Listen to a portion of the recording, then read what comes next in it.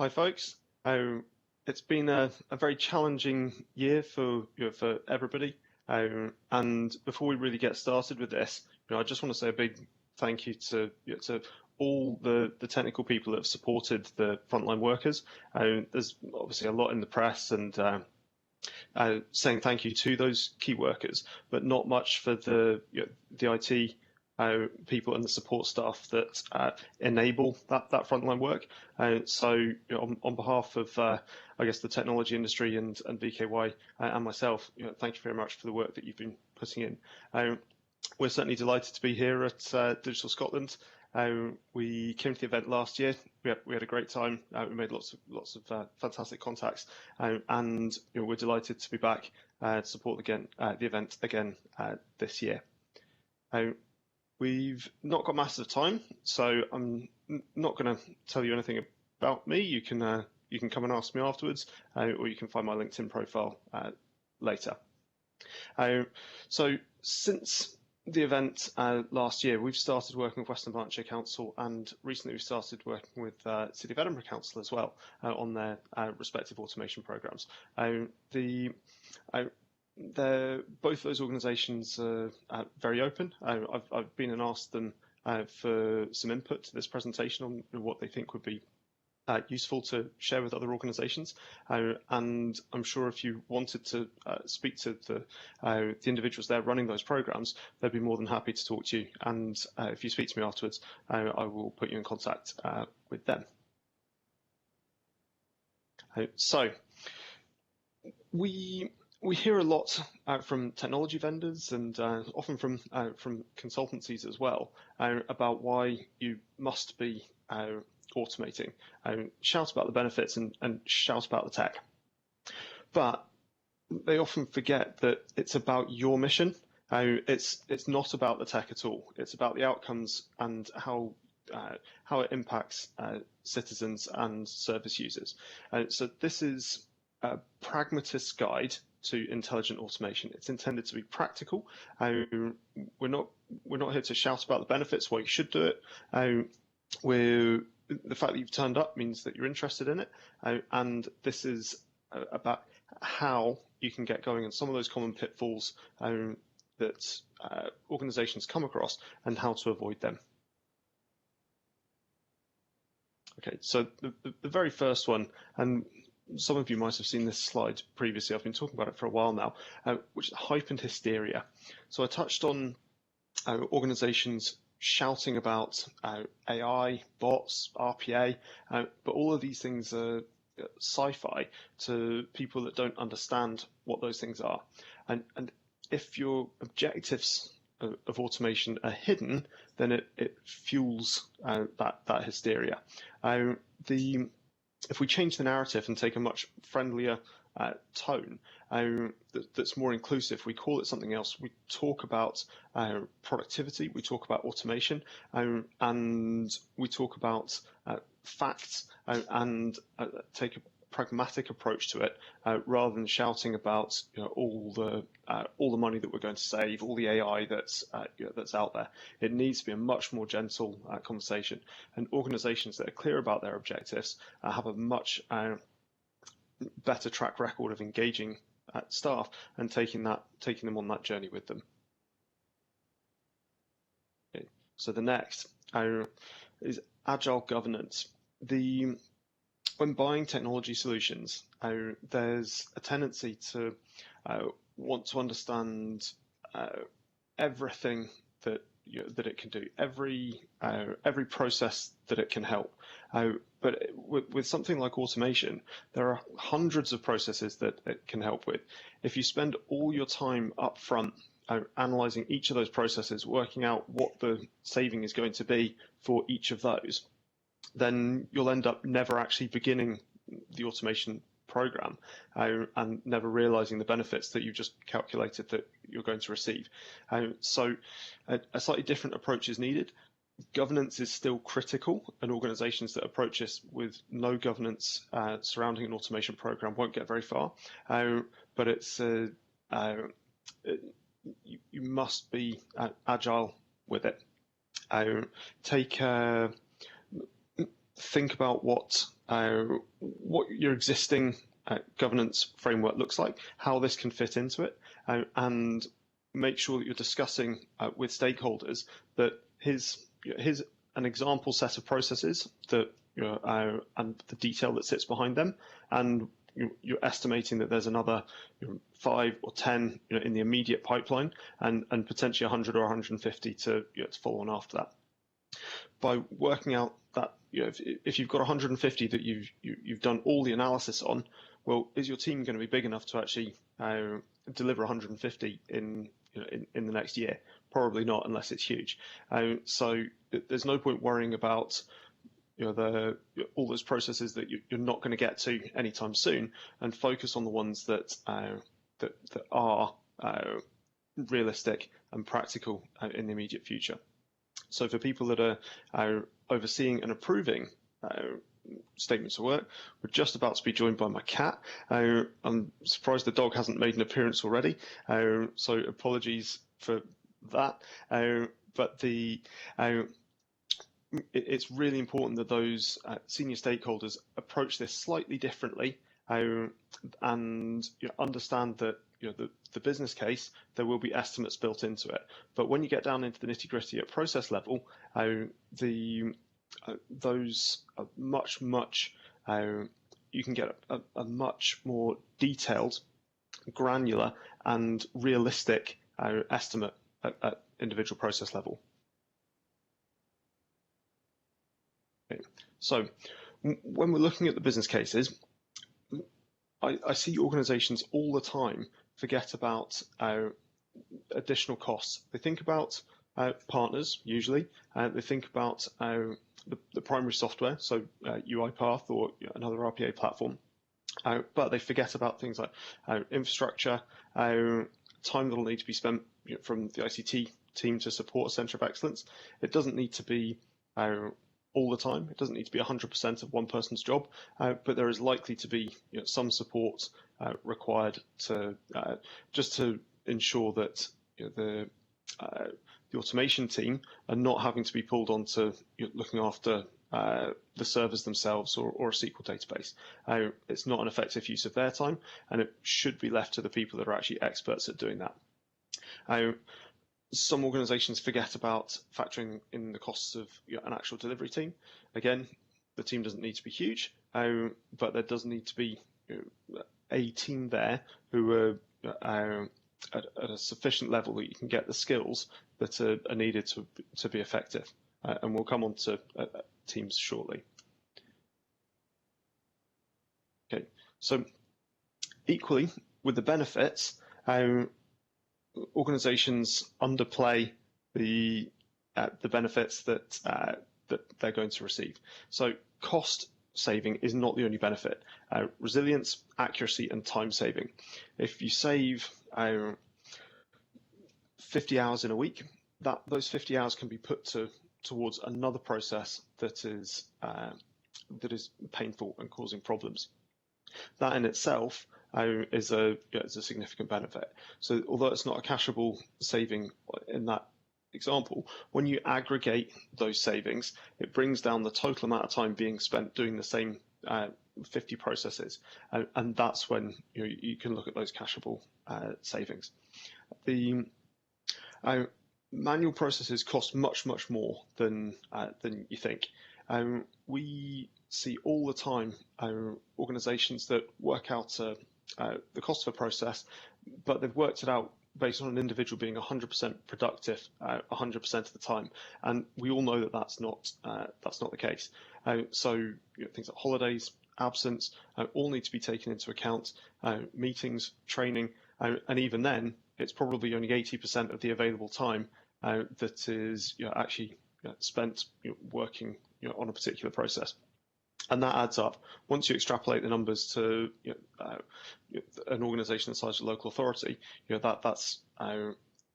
it means that those processes cost a lot more than initial estimates, and that needs to be taken into account in the benefit statement. It's also really important to remember that savings accumulate and compound year on year. So you can see in this table, what very often happens is that an organisation will consider 500k saved each year, but that's not the case. So 500k saved this year will also be a saving, in of next year's budget, and the year after that, and the year after that. So that compounds. And each year, your saving grows as you deliver more processes. When writing the business case, we suggest being not overly aggressive in the benefit statement and your delivery timelines. So saying 10 processes will be delivered this year is absolutely reasonable. You could go faster than that. Some organizations might go slower than that. Some will go much faster if they, depending on the processes that they choose and how big a team they create. But if you take those first 10, it's reasonable that you would then do a further 10 the following year, further 10 the year after that, and a further 10 the year after that. What we find is that most organizations actually overachieve on that, but it's a much easier conversation to have when you're overachieving on your benefits rather than underachieving them. So on to the next one. It's when you're picking the processes, it's really important to continuously build that pipeline. I mentioned at the start that if you go out and try and find 150 processes and do the detailed analysis, I've not seen the cat all day, and now he turns up. We're doing, so if you've got 150 processes, you'll never get to a lot of them. There'll be a lot of competition for which one are we going to do next, and it becomes very difficult to actually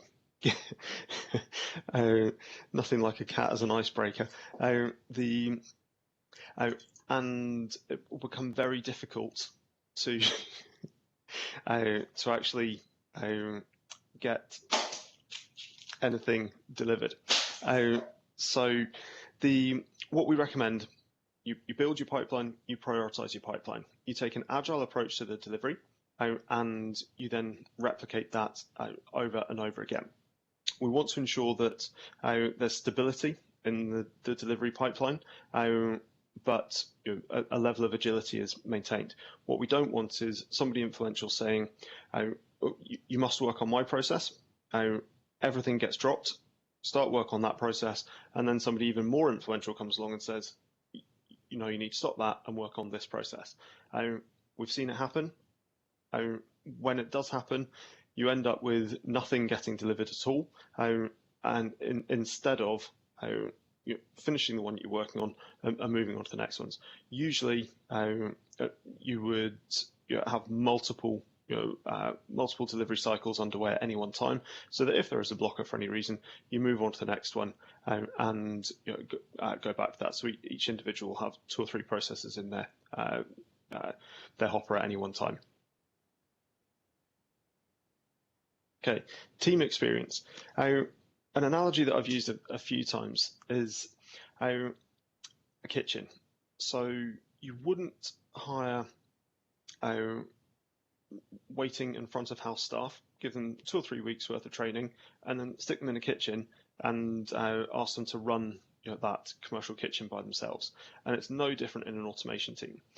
When you take people that are operationally experienced, yes, you can train them to build automation, but they will come across problems. They will be a lot slower in the development than someone who's actually experienced in either automation or even other software development tools.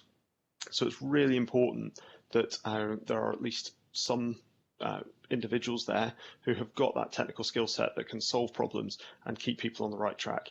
It also means that good software development principles will be embedded within that team, rather than individuals that are really trying to learn everything about the job as they go along.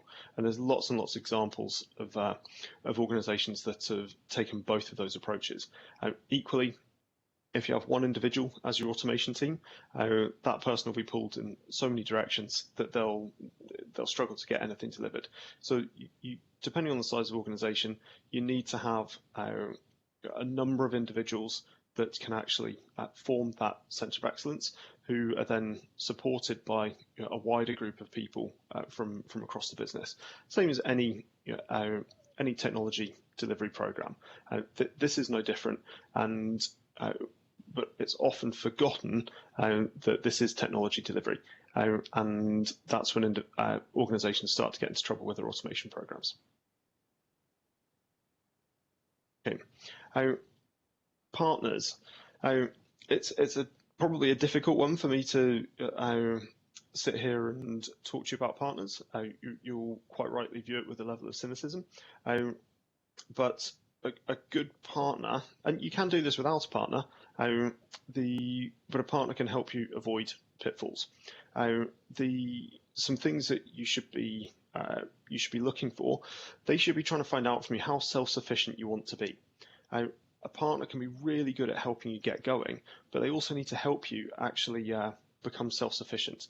You need to consider how self-sufficient you want to be. Maybe it's not at all. Maybe you want an entirely managed service, and that's absolutely fine. But you need to consider it so that the partner can then tailor their service to you. Partner, you should look at whether that partner is really a recruitment firm. There's a number of recruitment firms that have automation delivery badges and branding, but it's not the same thing. It's a different service. If that's the service that you need and that you want, then great, that's what you should go with. But that's not right for everybody, and you should find out what type of organization it is before starting to work with them. Something else to consider is that there's very few people in Scotland that are actually trained in automation. There is definitely a skill shortage here at the moment. We're trying to resolve that, and there's a number of organisations that are doing similar. So the School of Automation in Glasgow, for example, that are hiring modern apprentices and training them. Excellent initiative. So when you're looking at partners, request quotes that are inclusive of expenses, because a lot of organisations will give you a quote, but they'll bring bring individuals up from down south, and then you're paying their expenses on top of the quote. Obviously, that's not at the moment with COVID. That's not as prevalent, but with the vaccine coming, we will certainly be moving back towards face-to-face working and on-site working, even if it's not as much as it was in the past. So it's really important questions that you should be asking. All of those things undermine the value that a partner is delivering, and partners should be delivering far more value to your organisation than their costing. So it's really important to consider these questions. Okay, so if you don't follow this guide, then your expectations should really be quite low. There's not going to be you will struggle to deliver things, but if you do follow the guide, you're pragmatic about it, you take people on a journey, then your expectations can be really high. The level of benefit that you can get from automation will it can help digitally transform organizations and can be a central part of that digital transformation program. And I'd strongly consider anyone that needs to make changes to their organization to consider how automation might help. So we've had to rush through that. It's only a 20-minute presentation. So thank you very much for coming along. Thank you for your patience, particularly when the cat decided to make an appearance. If you've got any questions, please come and visit our exhibition stand. We can have a one-to-one video chat and cover any questions that you might have.